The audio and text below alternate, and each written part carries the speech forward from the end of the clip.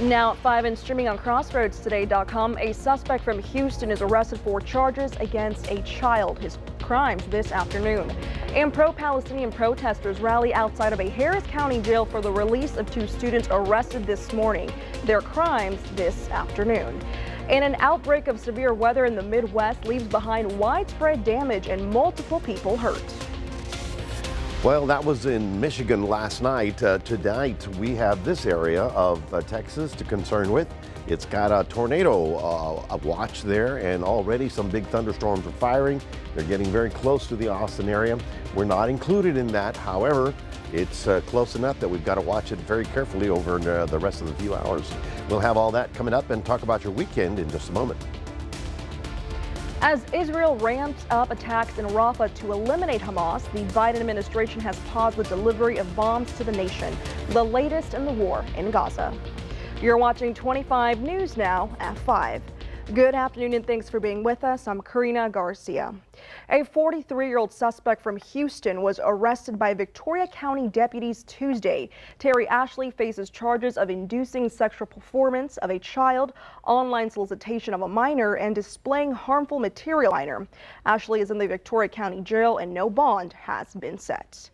And a 28-year-old suspect was arrested by Victoria Police Tuesday. Caleb Walters is charged with aggravated robbery. He is in the Victoria County Jail in lieu of a $50,350 bond. And just before 4 this afternoon, authorities arrived on Moody Street to find this vehicle flipped over. Police say the driver in the flipped vehicle ran a red light while driving southbound. He has minor injuries. The driver and passenger in the other vehicle involved was not hurt, but still went to the hospital out of precaution. No details on the citation issued to the other driver just yet. Wharton County deputies arrested a 34-year-old suspect from Harlingen Monday. Carlos Lopez faces charges of human smuggling in Wharton and Refugio counties. He is in the Wharton County Jail in lieu of a $100,000 bond. Now, Port Lavaca police want information about damage to city property. On the weekend of April 20th and 21st, the Bayfront boat ramp was damaged, mainly at the dock's guardrails and handrail. Port Lavaca police are asking for information about the damage, as well as information on the individuals responsible. If you have information, contact the Port Lavaca Police Department at 361-552-3788. Now, the DeWitt County Commissioners Court voted 4-0 to fire the county's elections administrator. That's Melissa Alacarzar. She had the position since April of 2018. She turned in her resignation letter before the March 4th primary election. She then withdrew her letter of resignation. In late April, the county's election commission met to review complaints over a lack of communication and other election-related matters connected to the election administrator. 2 candidates are in the runoff race for Victoria County Commissioner in Precinct 3. Tuesday, we highlighted retired interim fire chief Shannon Martin, and now 25 News Now reporter Adarius McCormick will introduce us to his opponent. Adarius. Brad Tucker was the second candidate in the Victoria County Commissioner Precinct 3 race. Tucker has more than 25 years of experience as a contractor and almost 20 years as a business owner. The Victoria native has owned and operated Tucker Construction Company for 18 years. He discussed his experience and how he'd use it in the role. However, his main goal is to lower taxes in the county. I want our county government in particular, and all government in general, to be more effective, getting things done, more efficient so we can keep our taxes as low as possible and more accountable. He plans to continue the current Commissioner Court's work on infrastructure like roads, ditches, and drainage. He believes his experience will help bring these plans to life if elected. Tucker will go head-to-head with Shannon Martin for the Victoria County Commissioner Court Precinct 3 on May 28th. They both encouraged voters to go out and vote. Karina, back to you. Adarius, thank you. An outbreak of severe weather is happening in the Midwest. There's widespread damage and multiple injuries from at least 12 tornadoes from Michigan to Ohio. 57 million Americans in the storm zone today, bracing for potentially strong tornadoes, giant hail, destructive winds, and flash flooding yet again. This is right where they came through. The new round of severe weather comes after a rough 2 days in the Midwest. More than 40 tornadoes reported across 11 states. In Michigan, the first tornado emergency on record. It's right there. At least 9 twisters reported, the governor declaring a state of emergency. In Portage, homes and businesses damaged, some taking shelter in the local library. The man in charge of the library let everybody come in that wanted to come in. About 50 people were trapped in this FedEx facility after it was destroyed. FedEx 67 on Portage Road for an entire building collapse. This is a brand new building. This is just got finished. I'm going to say about 2 to 3 years or so. Amanda Miller was on the job at this barber shop praying for safety. I'm 5 months pregnant right now, so really I was just thinking about my baby. The whole back wall of the salon was removed and the bathroom was like completely exposed. In Kalamazoo, damaging winds taking down trees and causing significant damage. For some areas, today could be day 3 of a tornado outbreak, the 4th time we've seen a multi-day tornado outbreak in the last month. Rena Roy, ABC News, New York. Forecasters say another day of severe weather is expected from Texas to the Ohio River Valley. Now, Mac, there is something going on here in our area. There seems to be like a gray outcast kind of overseeing us right now. Is that pollution? Yes, as a matter of fact, we have an air quality advisory out there for everybody. People have been calling in, says, what is all that smoky, hazy stuff? Well, we pollute every day, but generally the atmosphere blows it away. Today, the atmosphere is keeping it on top of us, so we have all kinds of advisories over the area. But in addition to that, we have some big thunderstorms already beginning to fire in the Texas version of Tornado Alley. We'll have more on that coming up in just a few minutes. Back to you, Karina. Mac, thank you. The U.S. is delaying bomb shipments to Israel over concerns they could be used in Rafah. It's the first known case of the U.S. military denying access to Israel since the war started. It comes amid ceasefire negotiations, and today, Israel's announcement of the death of a Hamas commander. For the first time, a senior U.S. official publicly acknowledging the U.S. paused a shipment of weapons to Israel. As we have assessed the situation, we paused one shipment of high payload munitions. The senior administration official telling ABC News the shipment is some 3,500 bombs, and it was stopped over concerns Israel could use them in Rafah. If we stop weapons necessary to destroy the enemies of the state of Israel at a time of great peril, we will pay a price. This is obscene. It is absurd. We're going to continue to do what's necessary to ensure that Israel has the means to defend itself. Israeli Prime Minister Benjamin Netanyahu has vowed to continue the war in Gaza until Hamas is defeated. As ceasefire negotiations continue, an Israeli official says they are wanting and willing to compromise, adding they have security demands they want met, including the ability to continue their fight against Hamas even after they have a deal. Israel is moving forward with its operation in Rafah. Today, Israel Defense Forces say they killed the commander of Hamas's naval unit. According to the Hamas-run health ministry,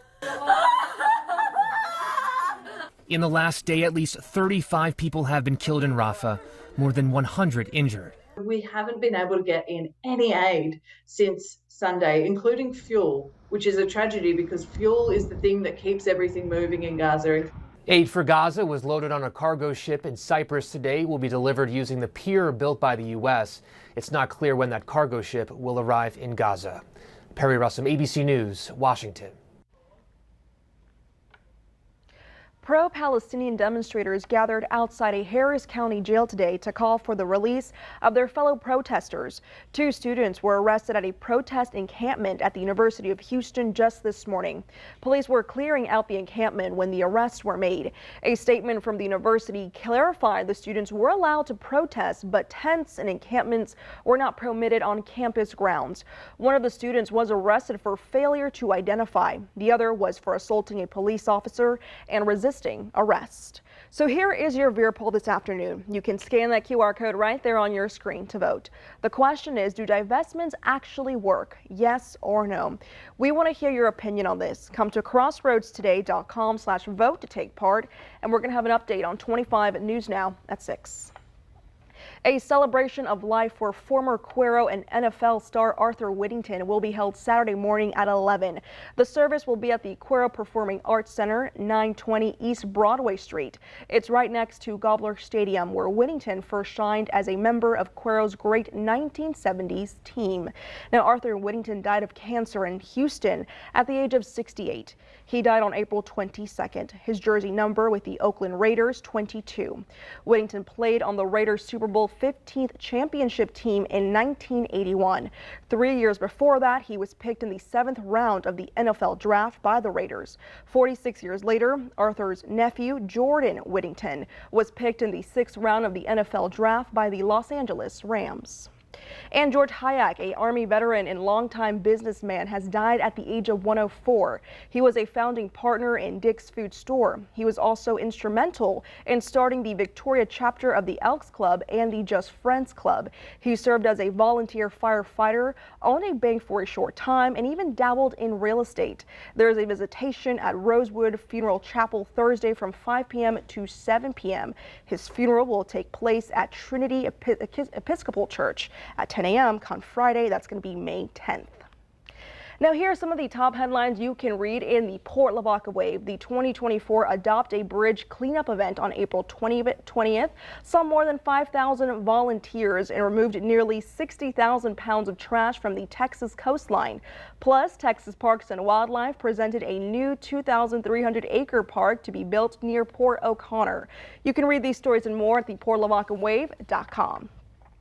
Now remember to subscribe to our YouTube channel, Crossroads Today. Hit the like button and click that notification bell. For now, stay with us. The suspect in the death of a nursing student in Athens has been indicted. Straight ahead on 25 News Number 5, the latest in the number of charges he's facing. Also ahead, a South by Southwest is heading across the pond next year.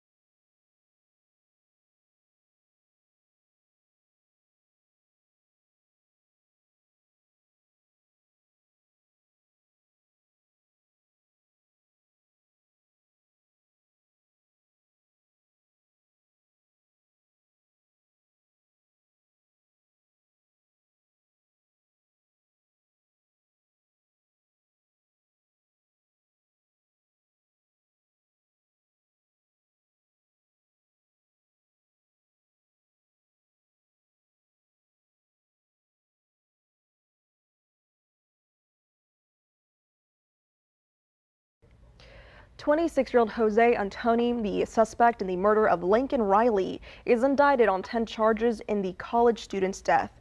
22-year-old Riley was killed in February while visiting the University of Georgia campus in Athens. In addition to murder, Ibarra is facing charges including kidnapping with bodily injury and aggravated assault with intent to rape. Authorities believe the man struck Riley with a rock and asphyxiated her. The indictment also says he had looked in the dorm window of a second woman on the same day he killed Riley. The Biden White House administration is looking to make changes to the U.S. immigration system. The administration is set to propose a rule cracking down on migrants ineligible to claim asylum. This rule would give immigration authorities the ability to quickly deny those who are not eligible to remain in the U.S. The proposal still needs to enter a public comment period. Republican critics have sharply criticized Biden's immigration policies and this run-up to the election. A fire on a Delta Airlines flight triggered an evacuation at the Seattle International Airport Monday. Passengers were forced to use emergency slides to evacuate the aircraft. The flight from Cancun, Mexico had just arrived at its gate when the crew reported seeing smoke in the nose of the aircraft of an airline. A spokesperson says none of the 195 passengers on board were hurt during the evacuation. An initial report says the FAA that a spark ignited a fire when the aircraft arrived at the gate and was connected to the ground powder. Now, the American Cancer Society says more than 2 million new cancer cases are expected to be diagnosed in the U.S. in this year alone. It's called Voices of Black Women, a new study by the American Cancer Society aimed at addressing cancer disparities. We need to really get at what those multi-level drivers are to understand how and we can best intervene. The organization says about 1 in 3 Black men and women will be diagnosed with cancer in their lifetime, and 1 in 6 Black women will die from the disease. Factors that influence cancer disparities include structural racism, socioeconomic status, access to care, other health conditions, and medical mistrust.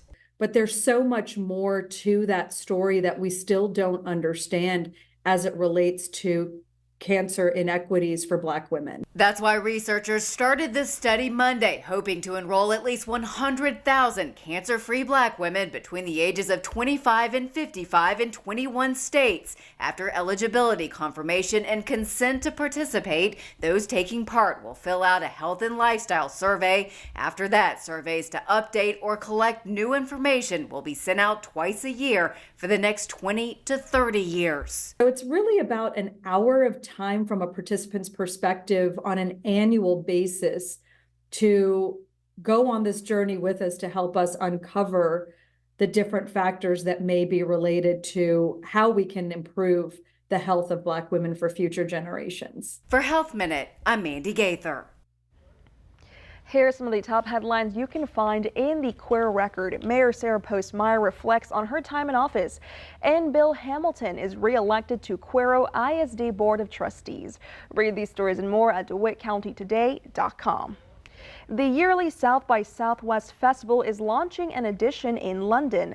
South by Southwest London will feature a mix of showcases for TV and film, music, digital innovations, and gaming. It would also focus on visual arts, design, and fashion. London's mayor says this is a historic opportunity for the city. The festival will take place in June of 2025, and tickets are set to go on sale in October. South by Southwest launched its first international offshoot last year in Sydney, Australia. Well, if it's South by Southwest in London, how is it South by Southwest anymore? Yeah, is there going to be any cowboy music? I mean, really? Anyway, I hope they have a great time. All right, folks, right now we're looking at our feeling. Well, we're at 86. That's the temperature. But it feels like 95. It's been hot, it's been humid, and it's very hazy, and we do have pollution that's building up. 88 was our official high. It didn't get to 90, but boy, that's close enough. Now, the pollution is what you're seeing out there. It's going to be around here for another day. We'll talk more about that and the possibility of some severe weather tonight. All that coming up in a moment.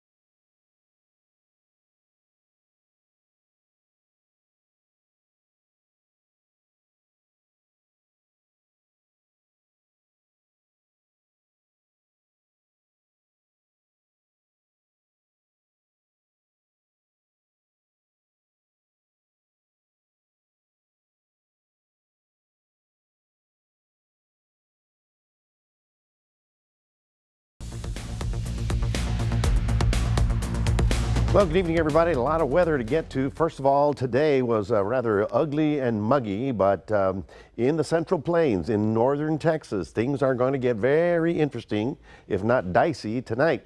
There you can see Austin. There you can see that red area all the way up there. That is a tornado watch that has been set up for much of northeast Texas.